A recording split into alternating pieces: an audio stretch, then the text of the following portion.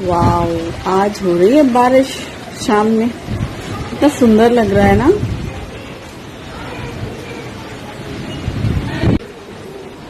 मजा आ रहा है, ऐसा लग रहा है यहीं खड़े रहो। बहुत अच्छा लग रहा है, मुझे बारिश देखना बहुत अच्छा लगता है।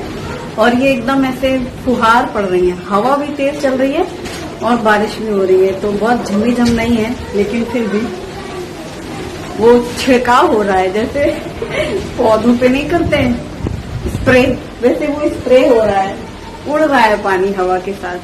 मजा आ रहा है देखने में। जैसे ही तेज आंधी हुई ना, तो मैं ऊपर चली गई थी देखने के लिए। और यहाँ तो देखो ऐसी हवा के झोंके चल रहे हैं। आहा, ये देखो। वो कहते ना गाना हवा में उड़ता जाए। लेकिन मेरा फुलान नहीं आया, दुपट्टा है मरमल का, नहीं शिफॉन का है। मजा आ रहा है। वहाँ देखो वो जो मेरा ये बटन, वो ऐसे प्लास्टिक लगी, वो उड़ी जा रही है हॉल में। अब ये सिर्फ ये विंडो खुली है आज भी, वहां से पूरा पैक किया हुआ है। और बेडरूम में तो इतनी तेज हवा चल रही थी, वो भी पूरा ग्लास लगाया है, बंद किया है पूरा। ये देखो अंधेरा लग रहा है, इसलिए लाइट चली गई है, घड़ी बंद है, इसलिए दिखा नहीं रही हूँ क्या टाइम हो रहा है।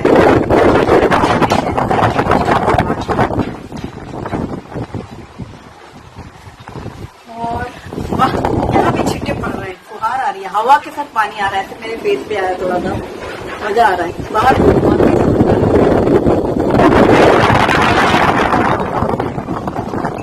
चलो, ये तो हुए नजारे की बात। नजारा बाहर कितना भी सुंदर हो, कितना भी अच्छा हो, ये रसोई वाला नजारा देखो अब, कि नहीं।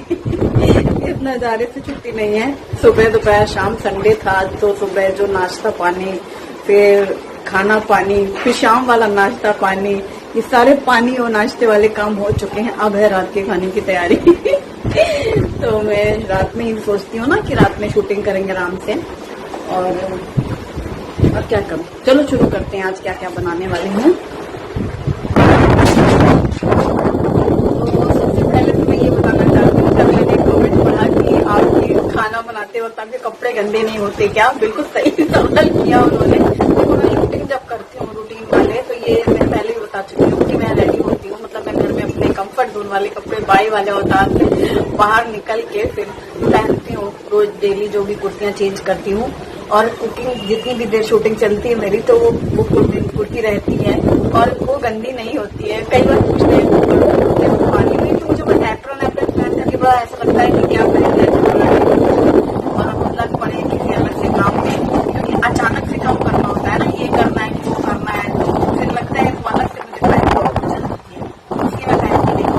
और मैंने कोई भी कुर्ते अभी तक के नहीं पहने कि मेरी शूटिंग की वजह से खराब नहीं हुए हैं, चाहे मैंने कितने भी महंगे अच्छे बाहर वाले पहने होंगे या कोई भी ऑर्डनरी, कोई दाग तक पहने और कभी भी।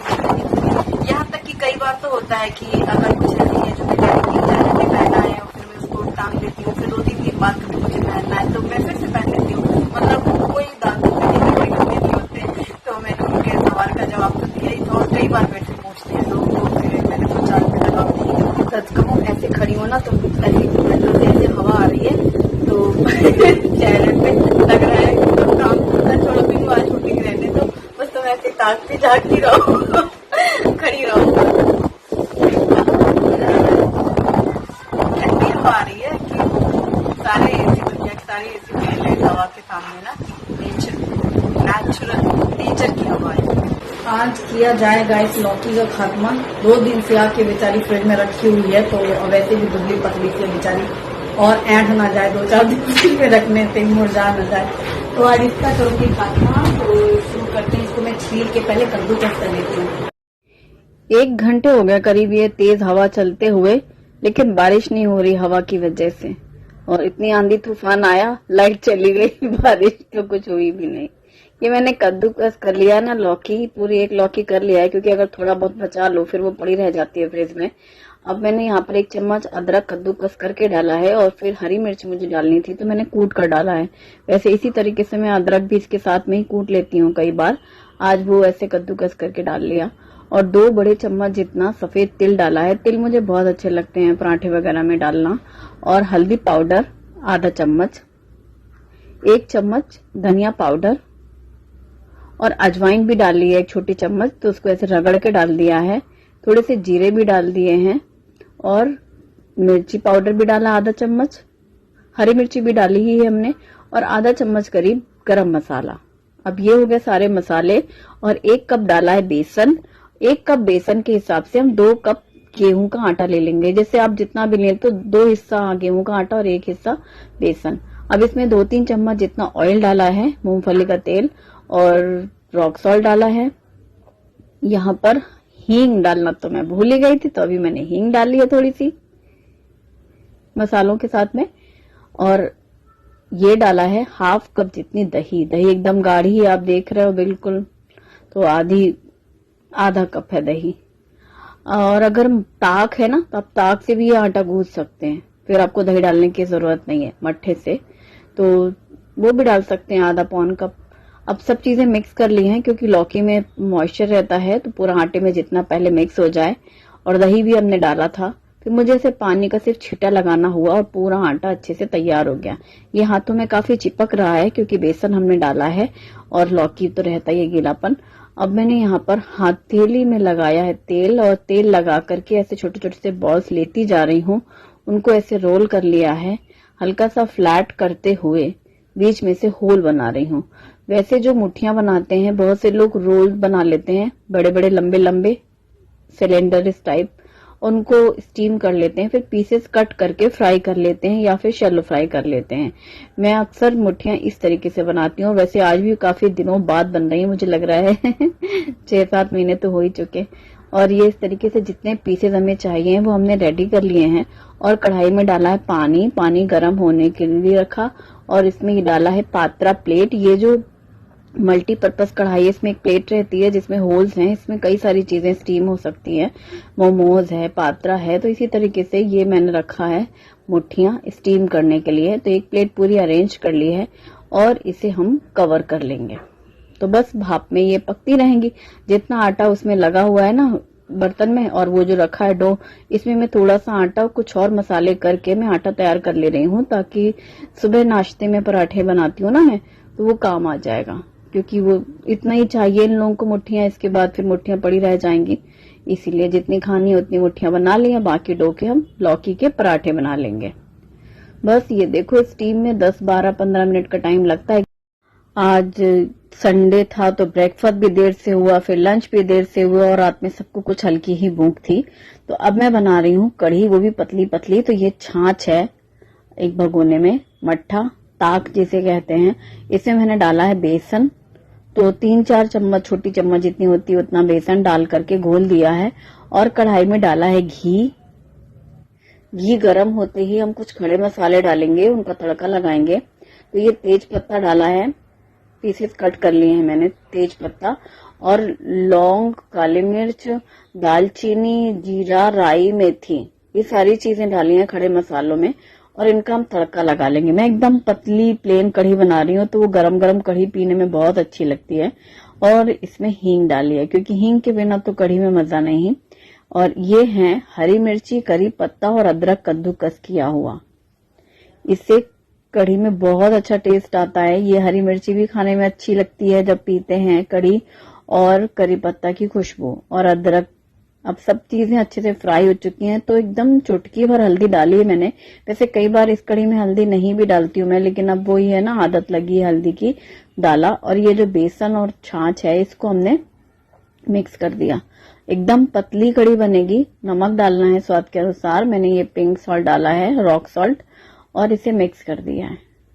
ये कढ़ी गरम गरम पीने में बहुत अच्छी लगती है। जैसे आज है ना कि किसी को ज्यादा भूख नहीं लग रही, आज लंच भी देर से हुआ संडे, मुझे तो लग रहा है 2-2:30 बजे 3 बजे गए थे समेटते समेटते लंच, और सुबह नाश्ता देर से हुआ। फिर अभी है कि गरम गरम कढ़ी पिया जाएगा और मुठियां खाई जाएंगी।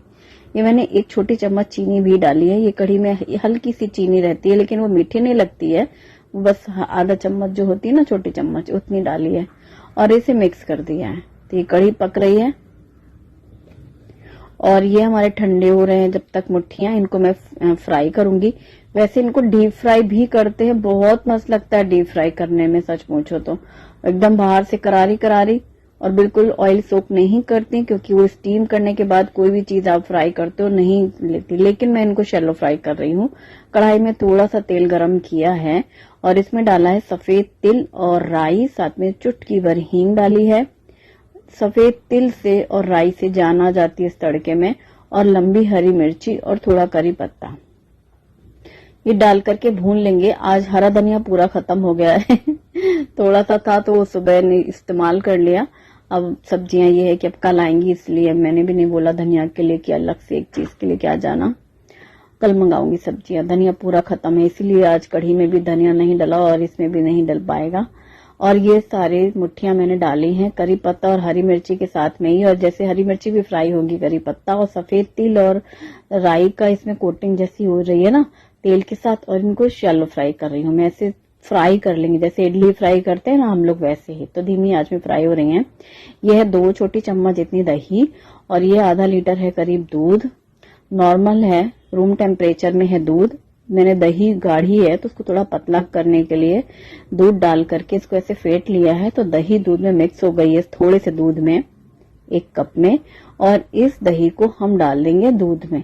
दूध एकदम नॉर्मल टेम्परेचर में है, और ये रात में मैं दही लगा रही हूँ क्योंकि दही सारी फिनिश हो चुकी है। अभी मैंने डाला ना मुट्ठियों में, और दोपहर में लंच में भी दही हुआ, क्योंकि दही हमारे यहाँ मतलब लंच हो ब्रेकफास्ट मौका लगा कोई चीज की साथ में अगर खा सकते हैं तो दही पसंद करते हैं।